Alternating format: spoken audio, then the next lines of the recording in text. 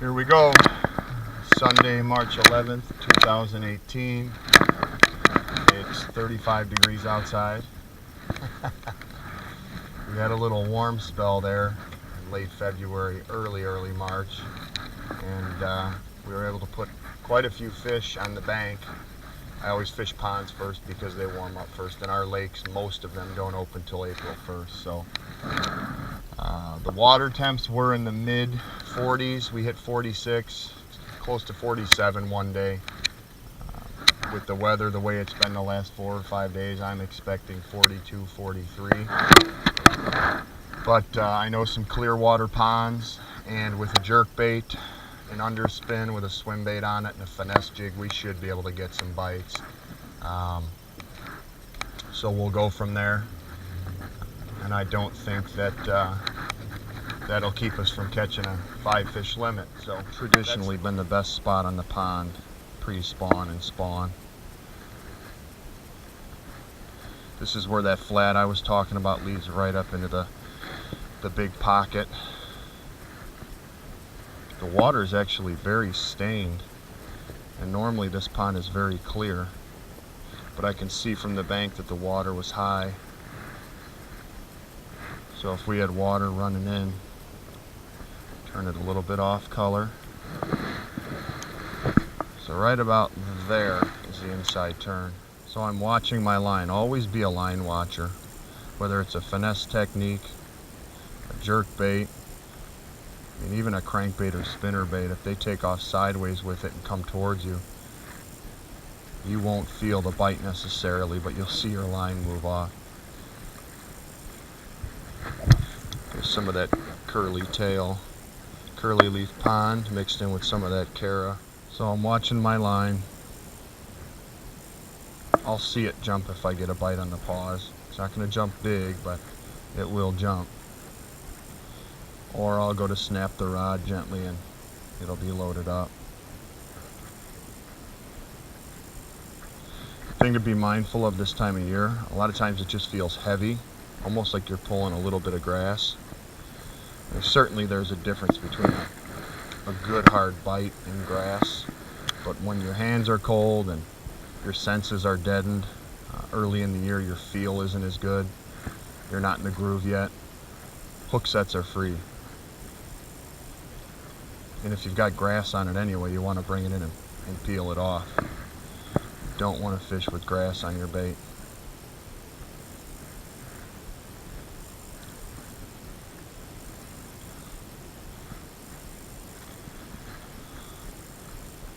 So with this stained water, I went with the bluegill. Bluegill are the main forage in here, so I went with the bluegill pattern, the clear pattern. Probably not the best pattern, but I put the chartreuse treble on there, so a little bit more visibility. So we'll see what it does. And I've caught them in water that was more stained. There's a bite. Oh, there's a bite. He hit that hard. Well, there we go. The color works. Okay. Boy, he was up on the flat.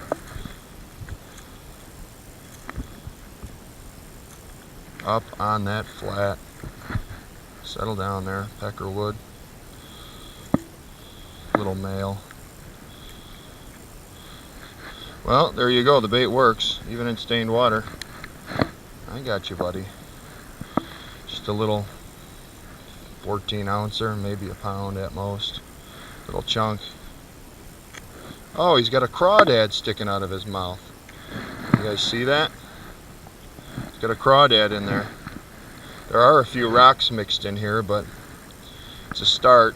And when you get those little buggers ganged up, there's more there.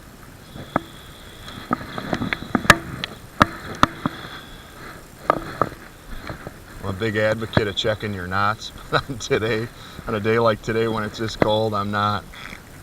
I don't want to lose a $10 bait, but this is where it pays to tie a good knot. Give it a tug. If it doesn't break, you're probably okay. We catch a couple more, we'll switch up.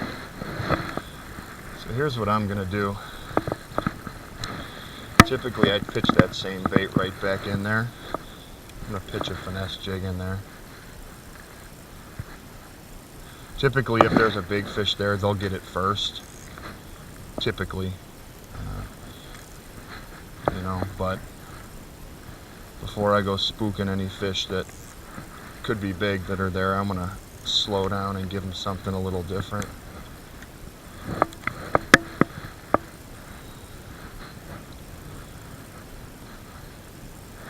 If a big fish bites me first, I'll stick with the jerkbait.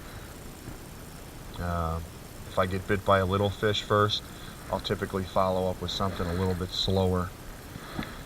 Because if that big fish was there, he would have eaten that bait. Typically. But I'm definitely going to follow up with a jig. Follow-up bait. It's always good to have, no matter what time of year it is. And sometimes when I'm catching them very, very good on a bait, I like to just switch baits just to see what I can do with that bait. See how well they're actually biting, instead of sticking with the same bait, kind of experiment. And I found by doing that, I have found that quite often it's not the bait, it's the location and the depth that they're at, and if you can get the bait in front of them, they'll eat it. So this is an 1/8 ounce bait. Falls really slow. It's an 1/8 ounce tungsten jig. It's a light green pumpkin color with a couple strands of orange mixed in. It's got a vertical line tied about 60 degrees, so it comes through cover pretty well. But what I really wanted to do is settle on that cover, so I don't have to really pull it free and cover it up with the grass. I just kind of want it to settle onto stuff very subtly, and hopefully one picks it up. Once these fish do commit to the flats and you can get targets to pitch at, whether it's a clump of reeds, wood, rocks, then you want to go with your bigger jig, and you can pitch it to them, and you'll most likely get bit on the drop or the first or second hop, and then you can pick that bad boy out and go to the next piece of cover.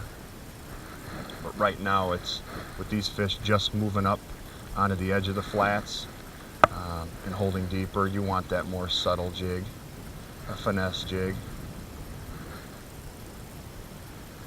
Even though I caught that last fish in maybe 4 feet of water right on the edge of the grass,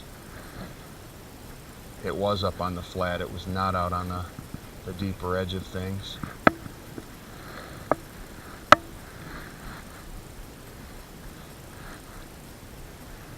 And that's the power of the jerkbait. You would think they definitely bite a jig if they're eating a jerkbait, but the jerkbait has a power. It just has a power that can only be described by what it produces, results. So, and I was pausing for 4 or 5 seconds. I saw my line jump, but I wasn't sure. It wasn't really a jump, it was more just kind of a little bow in it, and then when I snapped it, the fish was there. And it had both the hooks in it. Front hook was in its mouth, which means it ate it head first. A lot of times you'll find baits when they're the wrong color, or they really don't want to eat it, they'll nip at the back hook, or they'll nip at that bright feather on there. That wasn't the case. So with the sun out, and we're fishing 5 feet and shallower right here, so I'm actually fishing the flat. I'm not focusing on that deeper edge, because if there's fish shallow, you can fish a little bit quicker for them, and those little ones will group up like that, and I'm hoping there's a big one with them. Big female full of eggs. Some of my biggest bass I've caught in the low to mid 40s, and they've been 5 feet off the bank, especially in ponds. Your lakes, they have to make movements that are larger, so they tend not to make that commitment, because to make that commitment they've got to turn around and swim back out there when the weather changes. On a pond, the movements are so much shorter and closer together, where they're holding, staging so to speak, that a fish in a pond does not have to go very far. And I'm of the belief, the absolute belief, that fish only do what they have to do. They find a prime location, they, for the most part, live in that area, and it's all built around the flats and the spawn. The best flats, the best spawn, primo areas, and those big females, that's where they live. They move up and down throughout the seasons. And that's what they do. So I caught that fish on short, soft rod twitches, upward, and kind of quartering over my right shoulder. Maybe a 3 or 4 second pause. I don't think I'm quite pausing it for 5 seconds. It's hard to do.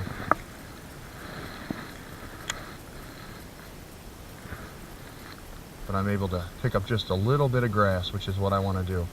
So I'm getting it right over the cover. So let me break this down. The flat is your structure. That consistent depth is the flat. You know, out here it's probably 5 or 6 feet and it tapers up to 2 or 3 by the bank. That's your structure. That's your structural element that they're going to be relating to pre-spawn into spawn, and they'll stage outside of it when the water's in that late winter to early spring period, temperature wise, and they'll slide further and further up onto it. Once that water gets into the low 50s, and by the mid 50s, they'll be running the banks, chowing anything you can throw at them. So be mindful of that. And then the cover, which is an added element to the structure, is key as well. They'll stage on those edges. They'll stage on a stump. It doesn't have to be a point, a secondary point. Ott Defo just wrote an excellent article, and I was nodding my head the entire time I read it, because everybody has this idea, these preconceived notions that you have to have everything that a reservoir offers or a man-made natural lake in terms of points and pockets and tapering points, in terms of the land, the structural change, and you don't. Bass will stage on one stump that's just a little bit deeper. It's not a main lake point, it's not a secondary point, it's not a grass edge. A big boulder, they'll stage on that too. It's just something that's outside of that spawning area that's slightly deeper, and they'll hold on that and mill around there for a couple of weeks. And if the weather is really good, they'll get off it quick. I mean, you get a week of 55, 60 degree plus, and if you sneak into the 70s, they'll slip up in a couple of days. So be mindful of that. It doesn't have to be a main lake point or a secondary point with, you know, a creek channel swinging close into it and, you know, in close to it. You don't have to have that. Those are your traditional locations, and they're dynamite, but we're not fishing that. Certainly not on ponds, and certainly not on man-made lakes. They'll use the grass lines accordingly. They'll use the points first, and then they'll slip into the pockets, and then they'll slip up onto the flats when they're ready to come up. And if you get some bad weather, they can slip right back off, especially in a pond or a smaller lake, because that distance, like we talked about, is not that far. Bass do what they have to because they do what they have to. They're not thinking about it. They're not rationalizing about it. They don't think like humans. They do what they have to do given their environment, and they'll adjust accordingly. So be aware of that. Don't give them too much credit. Keep it simple and fine-tune. I mean, now that we know fish are here, and I know that that fish was just off that shallow grass line but up on the flat, I'm going to fish down this flat, quartering this grass line, and I'm going to pause it at the distance I know I got bit right before I hit that grass, and give the bass a chance to eat it.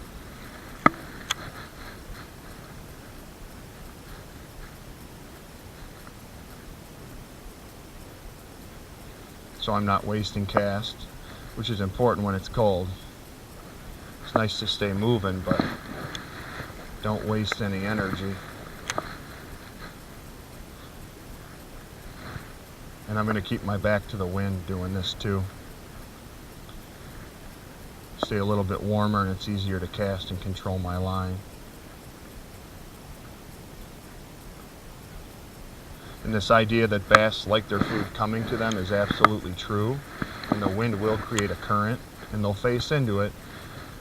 But I also believe that if a bait goes by them, especially at their eye level or just above, they think it's escaping them, and they'll hit it. They'll chase it down within reason in cold water. So be mindful of that. But I haven't mentioned it quite yet today. We've talked seasonal patterns, locations. That's the first thing you're going to do before you even get out to a pond or a lake that you know you're going to go to. You're going to break it down. If you have a map, you're going to say, what's the season here? Is it late winter? Is it early spring? Is it solid pre-spawn? Is it spawn? And you can eliminate 90+% of that body of water and circle a couple high percentage areas, and then fish those areas when you get out there and fine tune. Find the spots on a spot on those areas. You could typically fish them fast and then go back through and slow down, especially if you get some bites. You catch a bunch of 2-pounders and the fish are there. Slow down, drag a jig, pitch a jig, throw a Nico rig, a drop shot, finesse them. See if you can get those. There's one. See if you can get a bigger one to bite. There we go. Stone crushed it. Nearly took the rod out of my hand. Right on that grass edge like we talked about.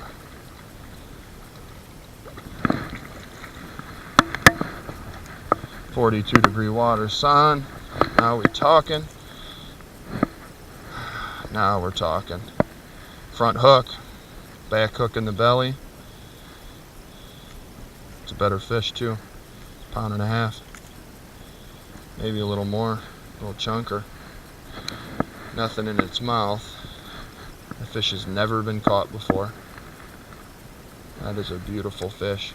And he's not as white as the last one, which tells me he may have been up on that flat quite a bit longer. Those little guys, throw them back. The big females, take your time and lay them in there with 2 hands. Let them regain their consciousness, so to speak, and let them swim off. You want to beat the crap out of them. We need those gals to make big bass. So the part I'm not looking forward to, retying. Gloves off. Couldn't run with the fingerless today. It's way too cold. Even with latex gloves underneath, it's too cold.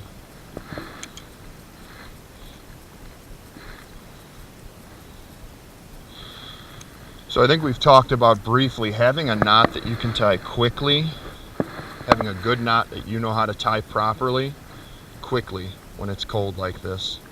Because if you're wearing gloves, you don't want to keep them off very long, especially if your hands got wet. I have 2 knots like that. If I have to tie a quick knot, it's a 3-turn Miller knot. You go through the eye twice, give yourself a little bit of line, 3 wraps towards you, back through, and then I reach through that loop and grab the tag end, pull it down, nice and loose.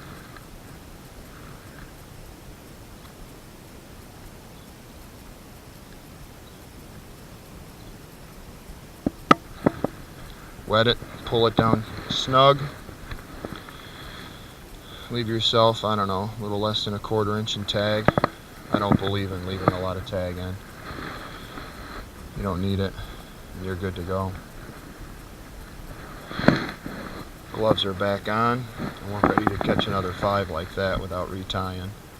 Now if we catch a 5-pounder, we're going to retie. So that fish was exactly where the other one was, just a little bit further down the bank. So that's what we're going to do. The sun's on us, with the wind coming through here. We're just going to continue to quarter it and work it on the edge. And that was only a 2 or 3 second pause when that fish ate it.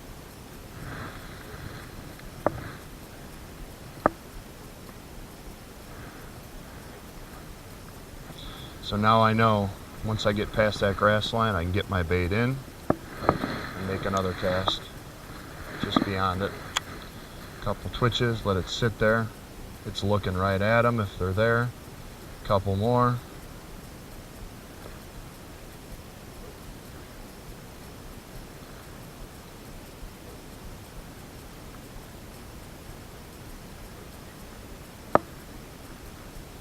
when you're shooting videos, you have to be mindful of rod position and how you're fighting the fish, and I want you guys to be able to see it.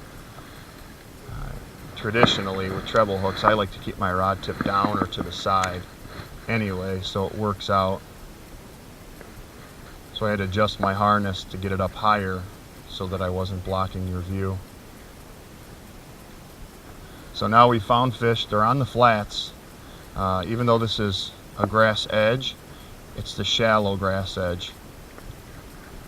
If you went out another 20 feet or so, there's deeper grass, but it doesn't necessarily have an edge, a hard edge like this. And there is a hard bottom on the inside and the outside of this inside grass line here. That outer grass, I don't know what the bottom composition is, but it's just more of a flat, tapering grass. And I'm sure it does have an edge off the deep side, but I mean 30 feet off the bank here, these fish have 10 feet of water, so that's probably where they're wintering, somewhere in this inside turn, and that's about it. And they're just sliding up and down. I mean, they do have much deeper water out in the middle, but like we talked about, they don't have to go out there. If they're comfortable, you know, in 8 to 10, 12 feet of water, wintering, that's all they're going to do. They're not going to do anything more. And then their movements are shorter into their pre-spawn transition. Ooh, something hit it.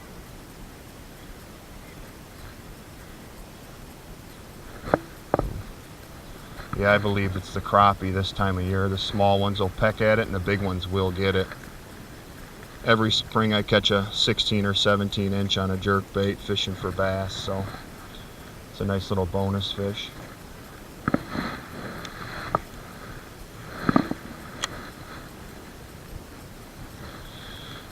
Short, soft twitches, get it down, 3 or 4, 2 or 3. It's up to you. I'm trying to keep it high. The slower you work a jerkbait, the deeper it actually gets. The faster you work it, it stays up higher. Most people would think the opposite. You allow that bill to really work its magic and grab the water and displace it, allowing it to dig deeper into the water.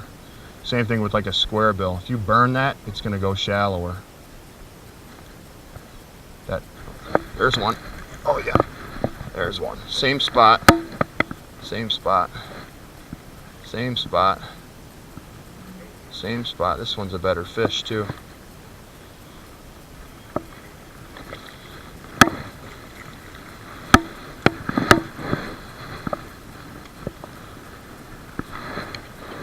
Look at that. He's green. This fish has been shallow. So they're on the flat. So they're definitely not in spawning mode by any means, but they're up on the flats, but they are close to deep water still. And they're using that grass as cover and an edge too. This is a chunk. Nothing in his mouth either. Look at that belly. Beautiful fish. Catch those 1 3/4 all day. Same type of bite.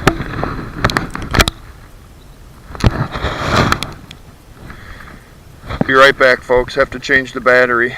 We've got 3 of our 5 fish limit going, so we're almost done.